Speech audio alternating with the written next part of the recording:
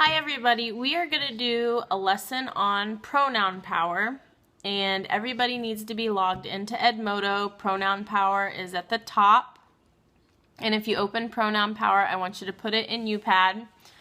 The first page looks like this, so I want everyone to follow along as I give you a little bit of review and direction before you do the exercise. First of all, I just want to review what a pronoun is. So think about that for a second. I know you've heard of pronouns before, but what is a pronoun? A pronoun is a word that takes the place of a noun. When I was in school, I had to memorize a list of the personal pronouns. The pronouns that you usually think of are words like I, you, he, she, it, we, you, they, me, you, him, her, it, us, you, them, my, mine, your, yours, his, her, hers, its, our, ours, your, yours, their, theirs. So all those words are pronouns that you're probably fairly familiar with. We also need to talk about antecedents. An antecedent is the word that the pronoun replaces. So if you're thinking of the word her, then the antecedent for her might be Mrs. Denton. Or if you're thinking of the word it, the antecedent might be table or some other thing.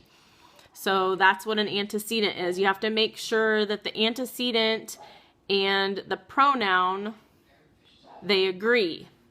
If you're talking about one person, then it has to be singular. If you're talking about more than one, it has to be plural.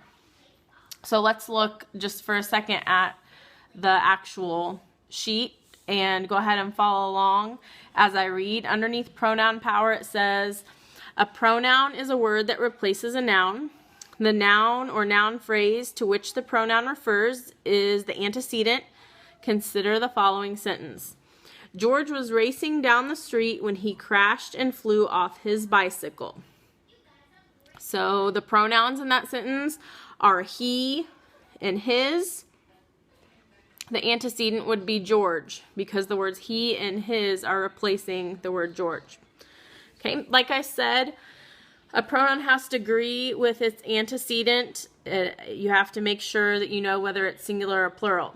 So there are a few situations that can kind of confuse you, and that's usually if you have indefinite pronouns. So if you look a little bit further down on the page in bold, it says indefinite pronouns are pronouns that refer to unknown people, places, or things. Mommy. What, buddy? Again. Okay. Here you go. You're welcome. Okay, so the indefinite pronoun list, there's two boxes. The first box is a box of indefinite pronouns that are only singular. Okay, singular, one. Whenever you hear the word everyone, do you usually think of that as singular or plural?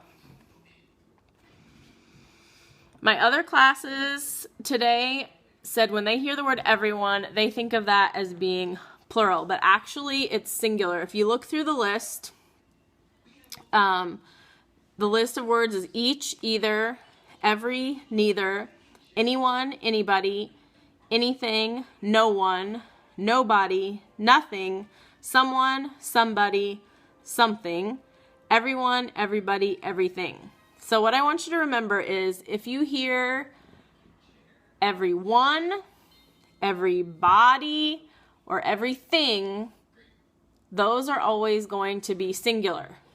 Everyone, everybody, everything. Same way with no one, nobody, nothing. Okay, those words are all singular. So if you see that word in the sentence, the other pronoun in the sentence has to be singular. The second box has plural pronouns. So you can memorize those. Both, few, several, many. Repeat after me. Both, few, several, many. I want you to memorize those because it's easier to memorize the list of plural pronouns than it is the singular indefinite pronouns. And whenever you see the word both, few, several, or many, you're going to look for other plural pronouns. Okay?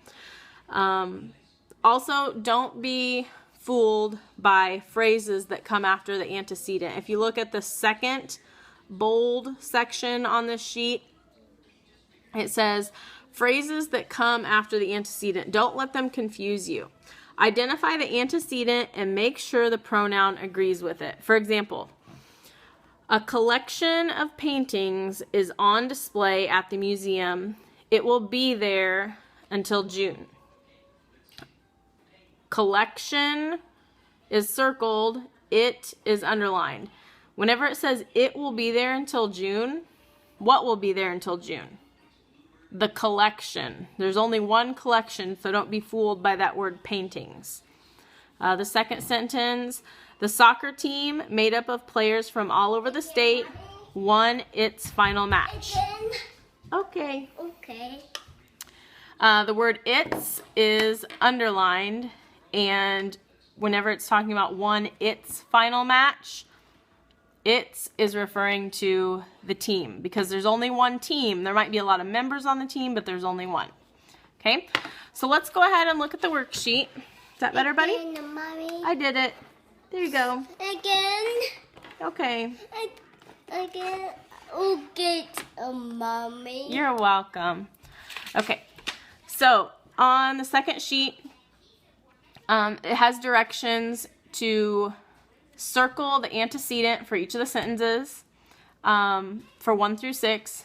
For 7 through 10, put a check mark next to the correct sentence, and in the paragraph, put the pronouns in the blanks to complete the paragraph. So I'm going to give you time to do that, and we will go over it when you are finished.